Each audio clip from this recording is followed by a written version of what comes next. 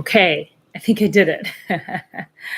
Okay, I am live. All right, this is my first live on YouTube.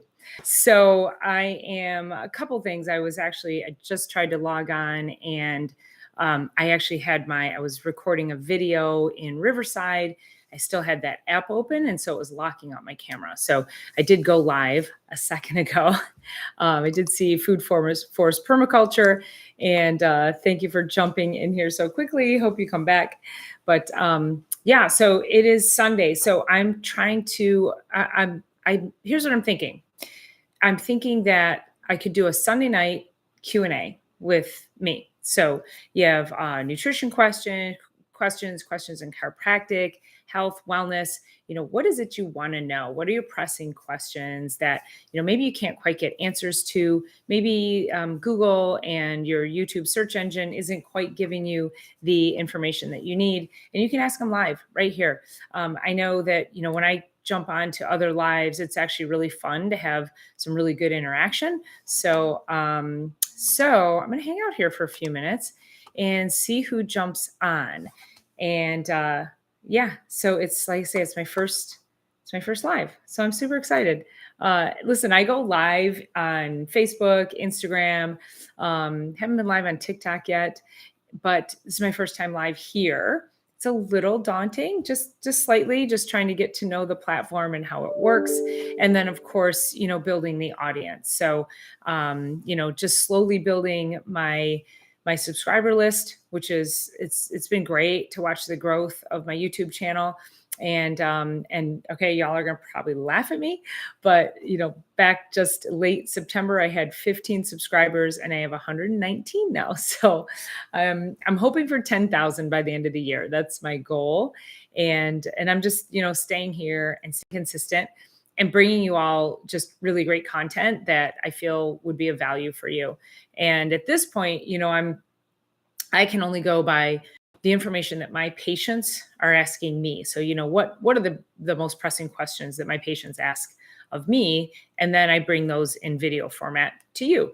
And what's cool is that I'm building this video library now so that when my patients ask me a question, or somebody, if I meet somebody at an event and they ask me a question, I can say, oh, hey, I have a YouTube video about that. And so I can direct them here. So the cool thing about starting this channel and having it is that it's becoming my library, and I'm building it and I'm growing it. And I'm just wondering, what are the questions that you might have that are, things within your health or within your world? What do you want to know about the food system? This is really a huge passion of mine. And hey, James, hey, it's my first time going live here, so thanks for jumping on. I'm like, is anybody going to come on here? So James, it's so great to see you. Have you gone live on YouTube yet? Just curious. And I'm going to get back. I'm really curious to see your video you posted on Metricool. And James is awesome. James is a content creator, and he's just an absolute, just incredible artist when it comes to video content and editing. And he's just probably one of the kindest people that I know. So go give him a follow, because he's also trying to build his YouTube channel, and we are doing this together. We've decided we're going to become accountability partners. And so you haven't gone live yet, so you're going to do that soon. And here's the thing, can we go live together? Like, if I wanted to pull you into this live stream, could I do that? Because, again, I'm learning this platform. I could do whatever I wanted to do over on Instagram. I can pull people in there. I can do that on Facebook, but I don't necessarily know how the YouTube live platform works. So, you bet, James. Yep, absolutely. Speaking from the heart. So I'm here just to try to, I'm thinking of doing what do you think, James? I'm thinking of doing a Sunday Q&A with Dr. Paula, and just, Sunday evening, jump on here, 10, 15 minutes, answer questions from people, drop your questions, ask, what do you want to know? How can I guide you? Really diving deep into our food and our food system. Super excited. I'm actually going to meet with probably the most famous farmer. If there's a famous farmer, Joel Salatin, I'm going to go spend 2 days on his farm in Virginia. in June, and I am ecstatic. So, going to learn a ton just to be in the same room with him and the other people that he connects with on organic farming and sustainability.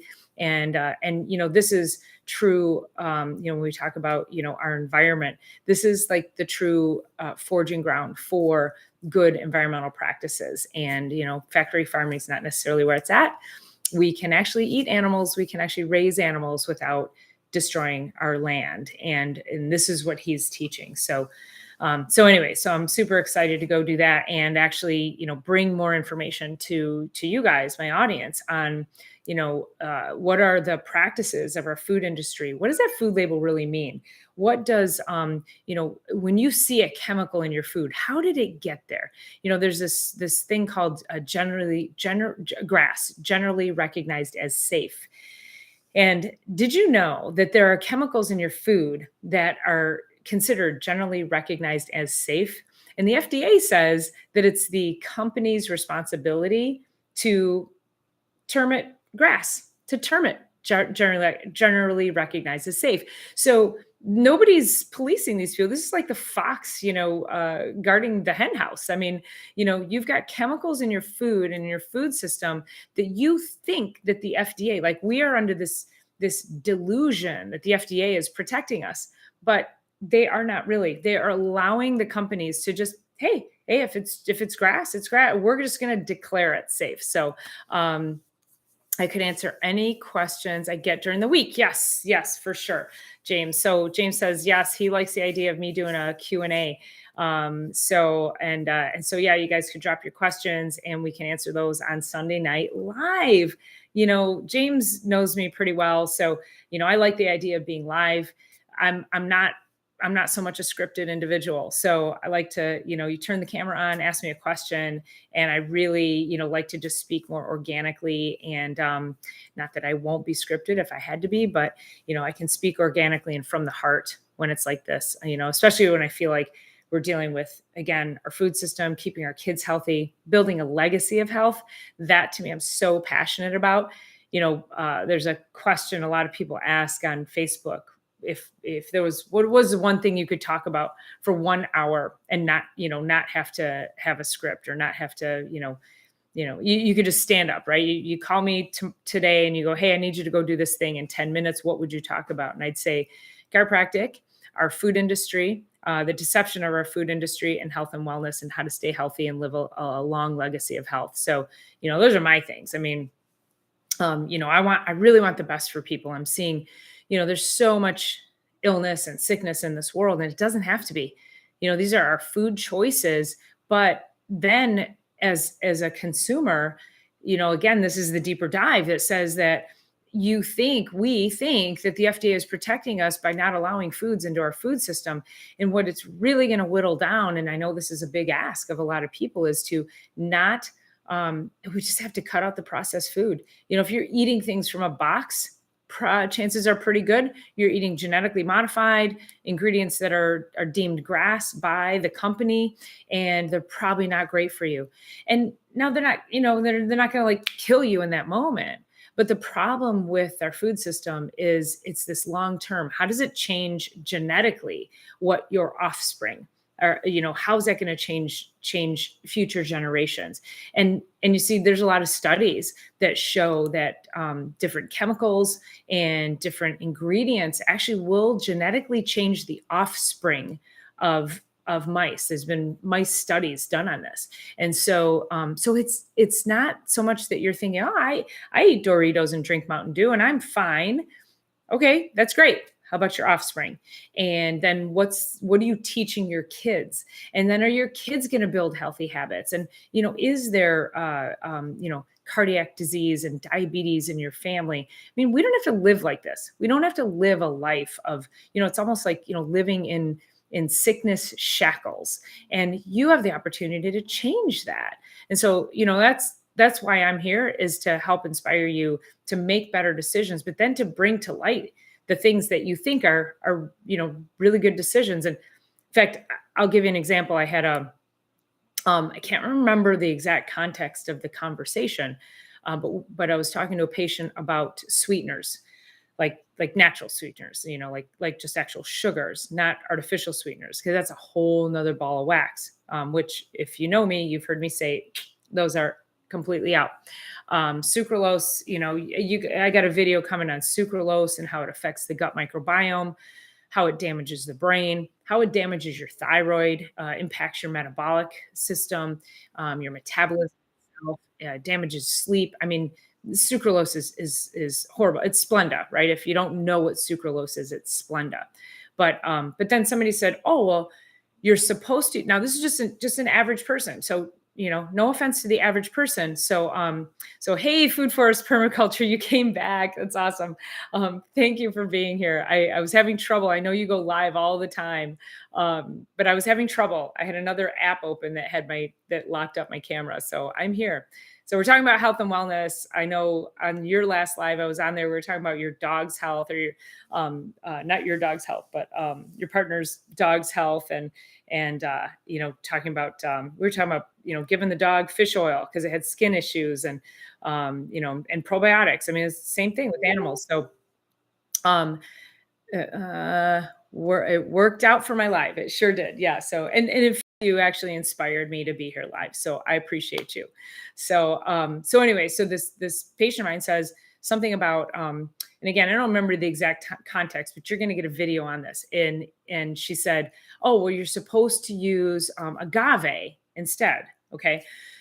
So the problem with that statement is it's still sugar, but the marketing around agave, and I'm gonna do a video on this and take a deeper dive, because everybody needs to understand that marketing is powerful, and marketing guides us, and it gets people to think that certain things are good even though maybe they're not. And so agave is sugar. It's You can go by. Yeah, that's my daughter.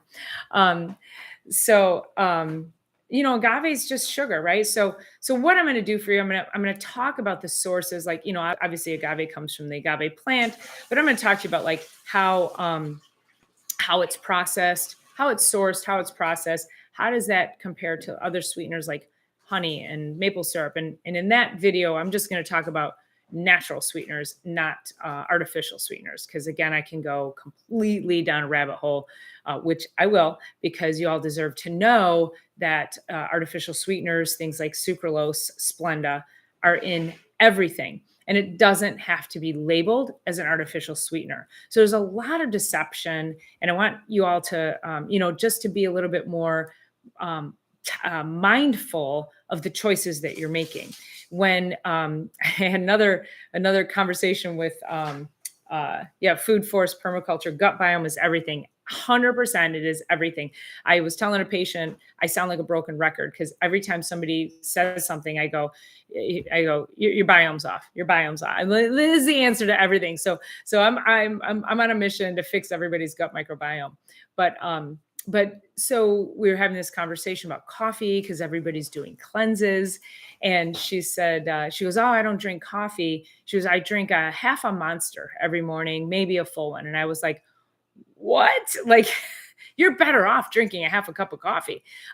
The shit that's in Monster, it's in fact, here, let's just look up the ingredients while I'm on here with you. Let's see, Monster drinks. Now, here's ingredients. And before I go into all the ingredients, the problem is, she says to me, if I can even find the might take a little more to find the ingredients. Oh, there we go. There's an ingredient list. So so she says to me, she goes, "Oh, well," she goes, "my doctor told me I could drink at least a half of one when I was pregnant every day." And I was like, "Are you kidding me? Like, you are growing life." Like, and this is where, and listen, the medical system is there for crisis. And when you have a crisis, I'm so grateful that it's there, but they are not nutritionists. In fact, there are no nutrition classes being taken in medical school or being offered in medical school. And so they don't know. Your medical doctor does not know anything about nutrition unless they have gone and studied it on their own. So this obstetrician told my patient that she was able to drink a half to a whole Monster every day while she was pregnant. So I just was pulling up the list here. So we've got sucrose and glucose. So just, sugar, right? So sugar and sugar. There's other chemicals in here. There's whey protein, which a lot of people will have, and we don't know what source of whey protein that is. I'm not even sure. Sodium benzoate, that is a preservative. And there it is, our sucralose. That's our Splenda. So it's not sweet enough with the sucrose and the glucose, which are forms of sugar, but they have to add sucralose. So because we are training the American palate to want sugar, this is an addiction that is being created by our food industry. And unless we take this back, like we have to take the power back from to ourselves and say, no, we cannot have this in our food system. Mountain Dew has flame retardant in it. So there, and kids are still eating. What's that? That spillage out of the factory, and it killed all the wildlife around it. Oh, Mountain Dew factory. When was that? I don't know. My daughter said there was a spillage at the Mountain Dew factory, and it killed all the wildlife around it. Right? I have to look that up. I mean, it wouldn't surprise me. Has anybody heard that? So I need to look that up. So food forest, permaculture, enough sugar in apples and bananas for me, black tea and cleansing with lemon water lately, been green juicing with a masticating juicer, get second doc to say drink Monster. Like second opinion. Yeah. Well, if it's second opinion, it must be good, right? Yeah, no, that sounds good. That sounds like sounds like a good, healthy morning for you. I love some good green tea. I do love a good Earl Grey tea too. Pretty healthy. So, yeah. So the idea is that, there's all these chemicals in our food that, again, are being deemed by the company themselves as grass, generally recognized as safe. And they're not. You're putting the fox in charge of the hen house. And we can't do that. We can't have that with our food system. We're going to make our kids even more sick. You're looking it up? Oh, I thought you were looking it up. We're making our kids more sick. We're making our legacy. We're damaging a legacy, right? So what is the legacy you want to leave in this world? So when people say, heart disease runs in my family, cancer runs in my family, autoimmune runs in my family. These are all diseases that if we can change how we eat, we change what we put in our bodies, we change the chemicals in our environment, we can actually start turning off the genes, down regulating them is the term for those diseases. And we can upregulate genes that will help improve our health, that will keep us healthy, to give us longevity and to give us a long health span and not just a sick lifespan, which so many people are leading. They're sick for too many years of their lives, and so the decline is like this, right? So the object with longevity medicine and functional medicine is to be able to get you to live a life like this. So we go like this, we go like this, we go like this, and then boom, you drop dead. Wouldn't that be cool, right? So you don't have to live a life that is, a life of chronic disease. Factory food has the toxins, food in its own package, like nuts, apples, berries, eggs. Salmon is for humans. Bread is toxic. Pasta is just as bad. Yeah. I mean, I got some videos coming on grains as well, because, grains are interesting too.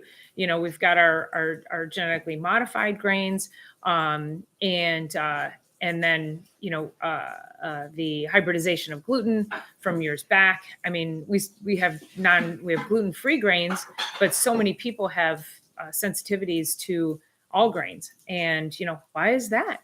Bad microbiome. It's a bad environment. We have to improve the microbiome, and then people will be less sensitive to other foods and toxins in the environment. So, you can be, oftentimes I don't do a food sensitivity on people right away when I'm working with them, when I know they're really sick. And the reason for that is because if I do a food sensitivity on you, if you come to me and you got all these things going on, if we do a food sensitivity test right away, it's going to be lit up like a Christmas tree. So what I like to do is do what's called an organic acids test. And it's a simple urine test, and it allows me to see what is the gut bacteria doing? What is the biome doing? And do you have things like H. pylori? Do you have C. diff? Do you have issues with oxalates, which are little crystals that form, they're naturally occurring in plants that actually are designed to kill bugs, again, naturally, but as humans, we are supposed to eliminate them. And oftentimes we don't. And so, if we're off, if our mineral balances are off, we won't bind those little crystals. We won't poop them out essentially. But so this is like people who have kidney stones, bladder stones, the chronicity of that. So we want to be looking at the organic acids test because it's going to give us a microscope on what's happening in that biome. And then we start to heal the gut, kill off the good stuff, and then kill off the bad stuff, and then put the good stuff back in. And this is too where people, where the internet gets a little sketchy with people. And I hold on, I gotta digress. So my daughter's cooking a pork chop from a Mangalitsa pig that I bought here a couple months ago from a local farmer. So just to quickly digress, and oh my gosh, Mangalitsa pigs are amazing. Anyway, organic, it's amazing. So if you're hearing some sizzling in the background, and I don't know if you can smell it, but boy, does it smell good.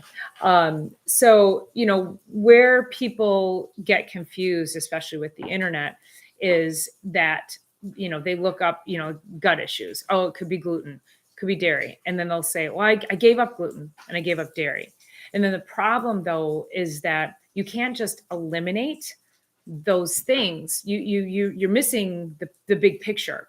So yes, you need to eliminate the insults, but oftentimes these issues have taken root so deeply with people. They've been there for years. And so that's where the imbalance comes in. If you've got bugs in your gut that are so deeply rooted, you've got to know how to kill them. And I might use colloidal silver. I might use highly concentrated essential oils. I might use uva ursi. There's a plethora of different herbs and nutrients. Han, can you get him his toy? He's like, I think he's Done. got it. I don't know. He's trying to dig his toy out from under a thing. So there's a lot of different strategies to killing the bad bugs, and it depends on what's in there. So the other thing too is, again, if you're trying to diagnose yourself, oftentimes I can say it's absolutely candida, which is a yeast infection in your gut. But the problem with that, and the reason I like to test, is because it could be candida, but then if it's the next level up, which is what we call SIBO, which is small intestinal bacterial overgrowth. So that's an even worse issue. But then maybe you have some molds, and then maybe you have C. diff. And people are like, C. diff kills people. You can't just have C. diff and be walking around every day. Yeah, you can. I see it all the time in these tests. The problem is when people hear C. diff, that's mostly hospital acquired. So people can get it in the hospital, but then they can keep it, and then it takes root, and they walk around with it for years. And again, it can make you very sick and give you chronic illness. It doesn't have to kill you all the time, but it can kill you. So there's different levels. So the beauty of having somebody who can test, like myself, is that I can test to see how far upstream I need to go. Because if I only treat you for candida down here, I'm never going to take everything that's up here. So if I have the test results, then I can go, yeah, let's get it from here and whoosh, take it all out. So we kill it from as far upstream as possible. And then we come in and we strategically recolonate the gut. And we use things like aloe and deglycerized licorice, which helps. It's almost like spackle on a sunburn. So think about that. You've got leaky gut. So you have intestinal permeability, holes that are too big in your gut. And we need to come in there. We need to patch and spackle and heal. And so I'll use nutrients that will actually help to do that too. So catch your own fish. What kind of fish do you catch?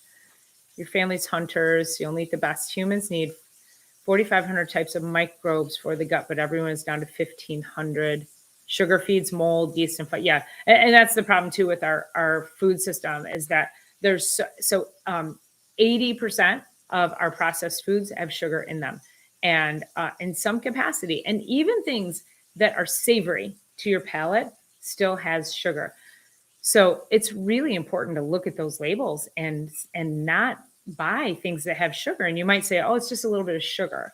Now, because it can, like, even just a little bit of sugar. It's if you're doing that all day long, it's going to have a detrimental effect. I will, I will, like, make a, honey, hand me those chocolates over there. So I'm kind of a chocolate snob, but I will only buy really expensive, high quality chocolate. Thank you. So these are, I don't know if you guys have had these or not. I really should try to get sponsorship because I love these. So they're chocolate covered almonds and sea salt. It's just a light coating of chocolate, and it's a dusting of cocoa powder. And this is, I think this is sweetened with like coconut sugar. Where's yeah, no shiny glaze. So, when it has a shiny glaze, that's a shellac, and this does not use that. This particular brand is really good. I can't read the label. Sorry. Oh, here we go. Organic almonds, organic cacao, organic unrefined coconut sugar, which is does not have a digestive impact, actually. So it doesn't raise blood sugar. And then organic cocoa butter and sea salt, and they're just super lightly sweetened. So this is a great snack for when you have a little bit of a sweet tooth and you just want something. And my palate is really sensitive to even like monk fruit and stevia, and but that I don't have an impact with the coconut sugar because they just use a tiny amount. Oh my gosh, salmon, cod, herring, halibut, seaweed. My gosh, send me some halibut. Oh my gosh, that sounds amazing. Yeah, we've got some pretty good fishing here in Michigan too. So we do salmon. Walleyes are big fish that we get here, and perch. We'll get some perch every now and then. We got to be careful of lake perch versus ocean perch. Sometimes you'll go into a restaurant, and the restaurant will try to dupe you, and they'll have perch on the menu. You have to ask, is it lake perch or ocean perch? And I remember being in a restaurant one time, and they said, oh, no, it's lake perch. And we got it, and it was clearly ocean perch. Now, for anybody who doesn't know, there is a massive difference between lake perch and ocean perch. And I'm sure you probably know that the difference because you're a fisherman. So ocean perch is like, it's kind of salty, briny. It just is fishy. It's just gross. Lake perch, oh my God, it's a delicacy. It's amazing. So there's no mistaking it when it comes. And so they brought us the perch, and we were like, this is not lake perch. And the manager was like, he was mad that we knew the difference. And he's like, well, most people don't know anyway. That was his answer, and we're like, so we had him take it off the bill, but still he was being a jerk about it. It's like, don't tell your staff to tell us that it's lake perch when it's not lake perch. Like, you're not going to, pull that off on us. So, anyway, that's, but again, like, these are things like, if you don't know, you don't know. Right. Thanks, honey. So, okay. So, all right, what do you guys think? I'd love to jump on. We'll do a Sunday night live. I just did this on a whim so I could figure out how to go live. And so Food for Us, thank you so much for being here. James, thank you so much for being here. Anybody else that jumps on later, let me know if you're watching on the replay or watching live. And I do not wash my organic food, so I eat good bacteria. I know. I rarely wash I had some organic collard greens last night that I cooked with some of my Mangalitsa ham. I did have to wash it. It was dirty. I mean, it was like gritty, dirty. So, but even if I pick from my own garden, I will rarely wash it unless it's like a rain and it's serious like mud on it. So, thanks, James. Appreciate you being here. And we'll see you guys soon. So I'll see you next Sunday live. We'll do another Q&A. Let me know your questions. I would love to answer them. And let's talk food, our food industry, health, wellness, chiropractic, whatever you want. And let's heal the world together. So, all right. Thank you so much. You'll eat wild food. Ocean sea bass is like lobster. Yeah, yeah, yeah. Oh my God. Amazing. Yeah. Yeah. Save my seed. So you might have to, we might have to talk about saving seeds because every time I've saved them, I've never been able to get them to grow. And there's a lot of things I want to grow this year. I actually want to grow lion's mane mushrooms. Tried growing mushrooms in the past, had some success, but I want to grow lion's mane mushrooms. I want to grow figs, and I'd like to grow some kiwis. We have a cold hardy kiwi that we can grow here in Michigan, and I want to do blueberries. I'm going to go visit a blueberry farm this summer. I've been there before. He's amazing. He's the largest blueberry producer in the state of Michigan.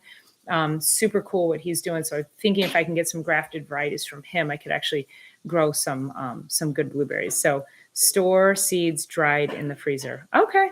All right. I'm going to try that. If you got any you want to send me, let me know. Let me know what you got. I don't know what zone you're in. I'm in Michigan. I think one of my 8, 6. I don't know. I always forget. But okay, guys. I'm gonna head out. I have to go take a hot Epsom salt bath because I was in a car accident today, and my first one ever in my 56 years on the planet. So, yeah. And what state are you in? Food Forest. Where are you at? Yeah. So I'm gonna go soak in a hot tub. I'm zone 5. Yeah, that sounds about right. Okay. So that's warmer. 8 is warmer, right? Down further, I think. Yeah. Don't know my zones as well as I should. So, all right. I'm gonna Southern Bank. Oh gosh, I'll bet it's beautiful where you're at. Fantastic. Well, I'm enjoying following you. James, go follow Food Forest. I don't know, they're just doing cool stuff over there. So he goes live all the time too. So super fun. Marine temperate climate. Cool. Okay, guys, have an amazing Sunday night. I'm going to go eat some mangalitsa, take a hot bath, and get my body healed. And yeah, I'm okay. It was weird. It was icy. I was going super slow and slid into my neighbor. I made it a half hour to yoga all the way back. I was like, I shouldn't go to yoga today. It's too treacherous. And I literally got right around the corner from my house, and I couldn't stop at the yield sign and T-boned my neighbor. So it was very stressful. So I'm a little sore, and you'll see my video tomorrow on I've never been in a car accident until today. So watch for that. That'll be up tomorrow. You'll hear the whole story. All right, you guys, have a great night. Talk to you soon. Thanks for being here. I super appreciate it. Mwah. Bye.